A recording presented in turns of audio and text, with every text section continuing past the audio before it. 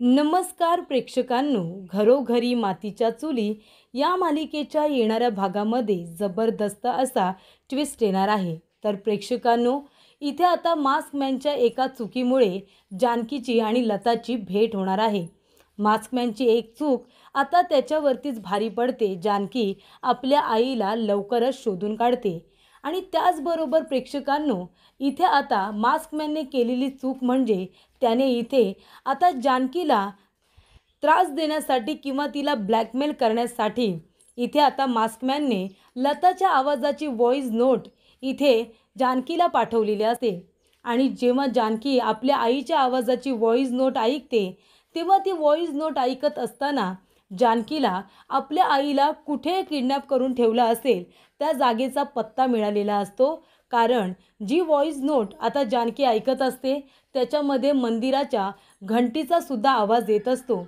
मंदिरामध्ये जेव्हा घंटानाद होतो, जो आवाज आता कंटिन्यू चालूच असतो आणि तो आवाज इथे लताच्या व्हॉइस नोटमध्ये जानकीने ऐकताच जानकीला कुठे किडनॅप करून ठेवण्यात आलं असेल त्या ठिकाणचा पत्तासुद्धा इथे जानकी ऋषिकेश, सौमित्र अवंतिका बरोबर शोधून काढतात। आणि मग काय प्रेक्षकांनो, जानकी आता योग्य वेळेवरती त्या गोडाऊनमध्ये जाऊन आपल्या आईला सुखरूपरित्या त्या मास्कमॅनच्या तावडीतून वाचवते आणि तिला घरी घेऊन येते। तर प्रेक्षकांनो, येणाऱ्या भागामध्ये कशा पद्धतीने इथे जानकी आता चलाकीने आपल्या आईला शोधून काढते आणि त्याचबरोबर मास्कमॅनला धडा शिकवते हे बघणं खूपच जास्त रंजकदार होणार आहे। येणाऱ्या भागामध्ये कशा पद्धतीने गोष्टी घडत जातात, उलगडत जातात, आपण सविस्तरपणे बघूया। प्रेक्षकांनो, आपण बघितलं कोर्टामध्ये केस चालू असताना इथे मास्कमॅनच्या मदतीने आता ऐश्वर्याने रणदिवेंना मात दिलेली असते। इथे आता ऐश्वर्याने एवढाच व्हिडिओ आता कोर्टामध्ये सादर केलेला असतो ज्याच्यामध्ये जानकी ऐश्वर्याला मारते आणि तिची हक्कलपट्टी घरातून बाहेर करते। त्यानंतर प्रेक्षकांनो, त्या व्हिडिओच्या आधारे इथे आता जानकीचं स्टेटमेंट ऐकूनच घेतलं जात नाही। आता सौमित्र जेव्हा सांगतो की ही नाण्याची एक बाजू आहे आणि दुसरी बाजू इथे जानकी सांगणार, पण जज साहेब तिला अलाव करत नाही। जज साहेब म्हणतात की ती दुसरी बाजू पोलीस शोधून काढणार। मी पोलिसांना आदेश देते की तुम्ही आता या नाण्याची दुसरी बाजू तुम्ही शोधून काढा। इथे आता संपूर्ण रणदिवे कुटुंब एकत्र येत इथे ऐश्वर्यावरती का बरं इतके जुलूम करतायत, तिचा का छळ करतायत, या सगळ्या गोष्टीची चौकशी तुम्ही करा। आणि ऐश्वर्या, तुम्ही ज्या पद्धतीने सांगितलेलं आहे की तुम्ही या सगळ्या लोकांवरती मारहाणीचा गुन्हा दाखल करताय, तर तो गुन्हा आता दाखल झालेला आहे। तुमचा जो काही छळ रणदिवेंनी केलेला आहे त्यामुळे त्यांच्यावरती तो गुन्हा दाखल करण्यात येत आहे। जेव्हा त्यांच्या विरोधामध्ये ठोस पुरावे सादर केले जातील तेव्हा त्या सगळ्यांना शिक्षा होईल असं सुद्धा सांगण्यात आलेलं असतं।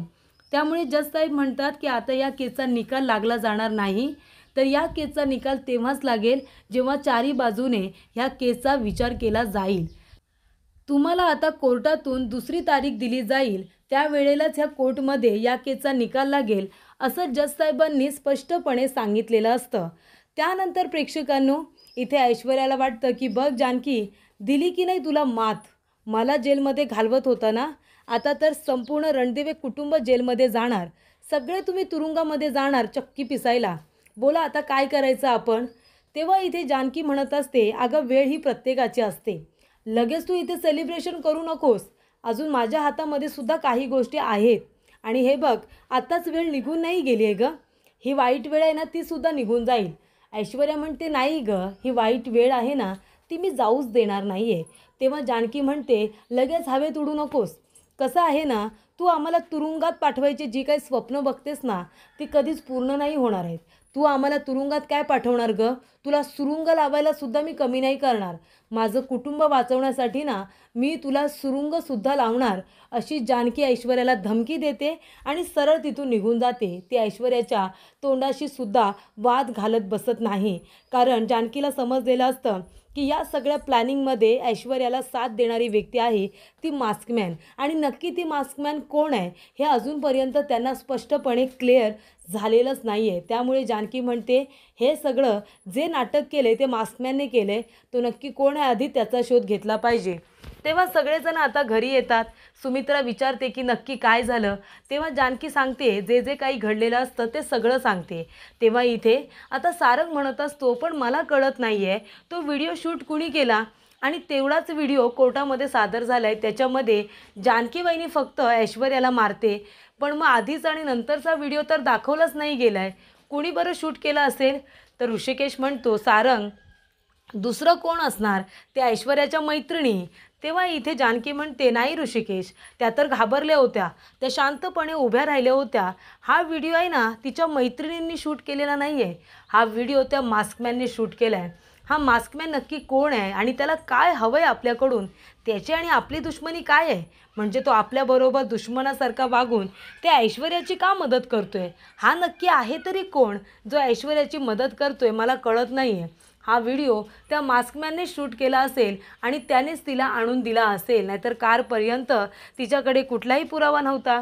म्हणून तर तिने कावेरी काकूंना आपल्याकडे माफी वगैरे मागायला पाठवलं होतं ना, तिच्यावरची केस मागे घेता यावी म्हणून.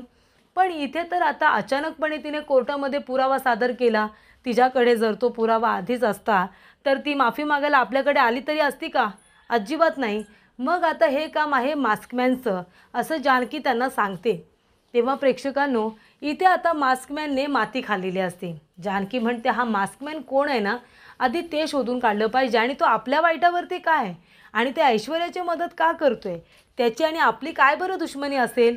तो आपल्यावरती नजर ठेवून काय आहे, माझ्या आणि ऋषिकेशच्या डिवोर्सबद्दल त्याला कसं काय माहिती आहे, हे सगळं आता खूपच जास्त संशयास्पद आहे असं जानकीला वाटत असतं. त्यामुळे प्रेक्षकांनो, इथे जानकी विचारतच असते. तेवढ्यातच तिला एक व्हॉईस नोट आलेली असते, ते सुद्धा मास्कमॅनकडून. तर प्रेक्षकांनो, मास्कमॅन लताला म्हणतो की तुला एक काम करतो, तुला इथून जायचं आहे ना, ठीक आहे, आता तुझ्यासाठी मी काहीतरी करतो, मला वाईट वाटते खूप.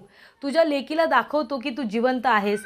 चल आता तुझी व्हॉईस नोट पाठवतो तुझ्या मुलीला, तिला तेवढंच बरं वाटेल की माझी आई जिवंत आहे. बोल, तुला जे काही बोलायचं आहे ना ते बोल या व्हॉईस नोटमध्ये. तुला जे काही बोलायचं आहे ते बोल.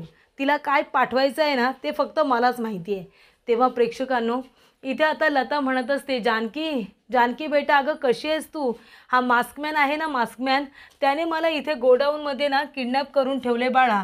अगं तू कशी आहेस? मी मेलेली नाही आहे. हा मास्कमॅन आणि ती ऐश्वर्या, हे दोघेजण एकत्र येऊन तुला त्रास देण्यासाठी हे सगळं करतायत. हा माणूस आम्हाला मारत पण नाही आहे आणि आम्हाला नीट जगू पण देत नाही आहे. तो म्हणतो की तुझी आणि माझी भेट घडून देणार नाही म्हणून. प्रेक्षकांनो, इथे आता लताला जेवढं काय बोलायचं असतं तेवढं आता ती बोलत असते. तेव्हा प्रेक्षकांनो, इथे मास्कमॅन म्हणतो, ठीक आहे, आता तुला जेवढं बोलायचं आहे तेवढं तू बोललीस. यातलं तुझ्या मुलीला किती ऐकवायचं आहे हे मला माहिती आहे, कळलं ना? बाकीचं जे काही बोलली आहेस ना ते मी कट करणार. फक्त तुझा आवाज मला तिच्यापर्यंत पोहोचवायचा आहे. त्यानंतर प्रेक्षकांनो, इथे आता मास्कमॅन तिची व्हॉईस नोट त्याला जेवढं कट करून जानकीपर्यंत पाठवायचं असतं ते त्याने पाठवलेलं असतं. तेव्हा जानकीला व्हॉईस नोट आलेली असते. ती व्हॉईस नोट ऐकायला घेते तर तिच्या आईचा आवाज, तिच्या आईचा तो रडका प्रेमळ आवाज, जानकी बेटा, अगं कशी आहेस तू? तू ठीक आहेस ना? अगं ह्या मास्कमॅनचा आणि त्या ऐश्वर्याचा तुला जेलमध्ये पाठवण्याचा डाव आहे गं.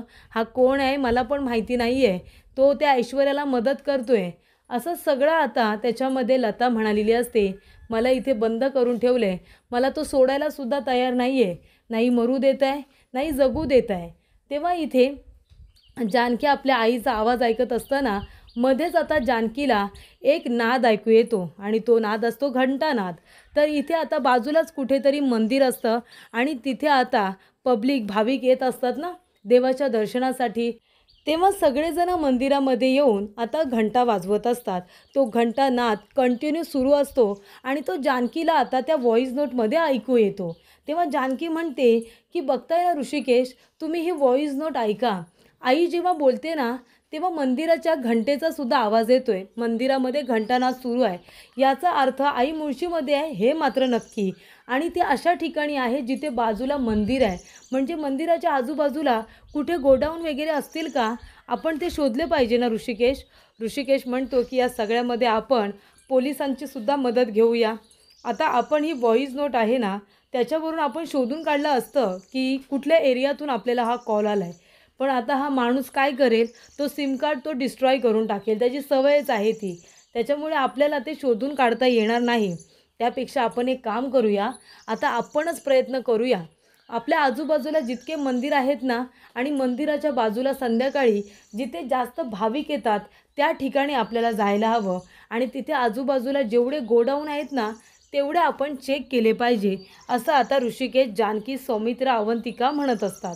सारंगला सुद्धा घेतलेलं असतं.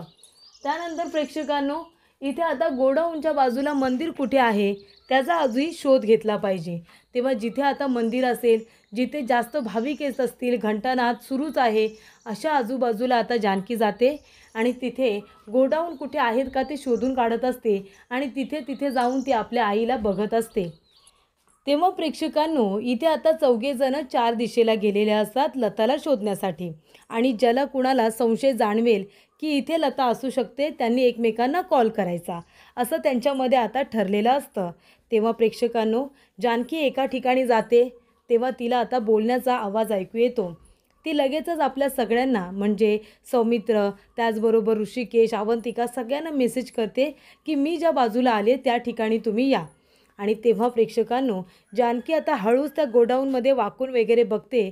बाहेर एक माणूस ठेवलेला असतो. त्यानंतरला ती कसं बसं आतमध्ये जाण्याचा प्रयत्न करते. तर तिकडे एका बाजूला माया असते तर एका बाजूला लता असते. तेव्हा प्रेक्षकांनो, जानकी आता हळूच त्या गुंडांच्या नजरेतून आपल्याला स्वतःला वाचवत आपल्या आईपर्यंत पोचलेली असते. आणि त्यानंतर प्रेक्षकांनो, मास्कमॅन तिथे नसतो. मास्कमॅन गेलेला असतो ऐश्वर्याला भेटायला. तेव्हा ऋषिकेश, सौमित्र, अवंतिका, सारंग सगळेजण येऊन तिथल्या माणसांची धुलाई करतात. आता ऋषिकेश एकटाच सगळ्यांना पुरून उरतो. तो हवं तेवढं सगळ्यांना मारतो. सौमित्र, सारंग सगळेजण मारतात.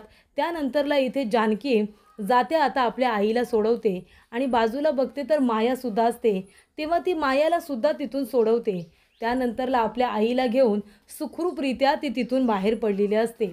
तर इथे आता मास्कमॅनने जानकीला त्रास देण्यासाठी जी गोष्ट केलेली असते ती म्हणजे लताची व्हॉईस नोट जी काही पाठवलेली असते ना आता जानकीकडे, त्याच्यामुळेच इथे जानकीने खूपच हुशारीने इथे आता लताचा पत्ता शोधून काढलेला असतो. त्याच्यामध्ये त्या व्हॉईस नोटमध्ये आलेला घंटानादचा आवाज, मंदिरातल्या घंटाचा आवाज आल्यानंतर इथे आता जानकी म्हणते की माझी आई मंदिराच्याच कुठेतरी आजूबाजूला आहे आणि त्यामुळे तिने बरोबर आपल्या आईचा पत्ता शोधून काढलेला असतो. तर प्रेक्षकांनो, कोर्टामधून आता दुसरी तारीख मिळणार असते. तोपर्यंत इथे आता जानकीच्या आईला सुखरूप ठिकाणी ठेवणं हे गरजेचं असतं. जानकी म्हणते की आई सुखरूप ठिकाणी तिथेच राहील, म्हणजे इथे आउट हाऊसमध्ये.